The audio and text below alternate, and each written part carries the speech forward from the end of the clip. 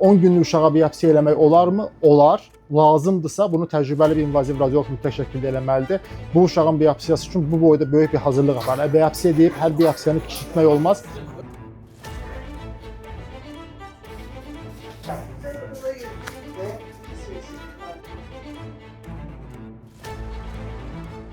Dünən gecədən bəri körpəyə damar yolu açmaqda çətinlik çəkirlər.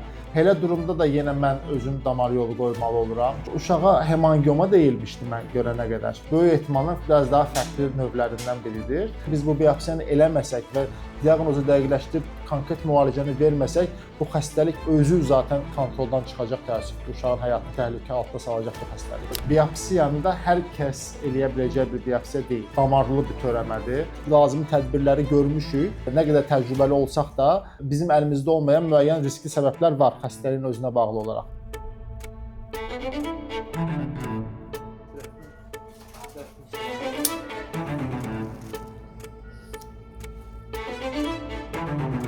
Bir damla belə demək olar ki, qanamadı. Bu cür qanaxmağa meyilli olan bir törəmədən biopsiya eləmək olduqca riskli bir şeydir.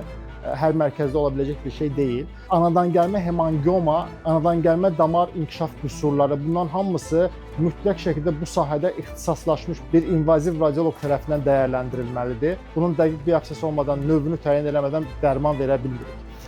Və bu xəstələrdə də hemangiomadır deyib keçmək olmaz. Mütləq şəkildə bu sahədə təcrübəsi olan bir invaziv radioloqla məsləhətləşmək lazımdır hemangioma xəstələrin hamısında.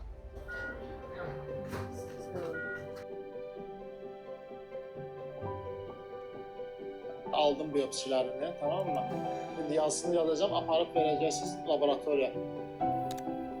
Laboratoriyaya verildi material və nəticəmiz də tam şübhələndiyimiz xəstəlik çıxdı. Hemangioendotelioma dediyimiz ət xəstəliyi ilə xoş xəstəlik arasındakı bir növ çıxdı bu və artıq körpəmiz çox gözəl bir müalicəsi gedir indi və inşallah sağalacaq, yaxşı olacaq. O ağlayır. Güzel. Ha, pediatra vermisiniz xəstəni. Ha, indi gətirsəz palatasına. Əla, tamam. Oldu doktor. Sağ olun, təşəkkürlər. Bir daha baxın, acındandır.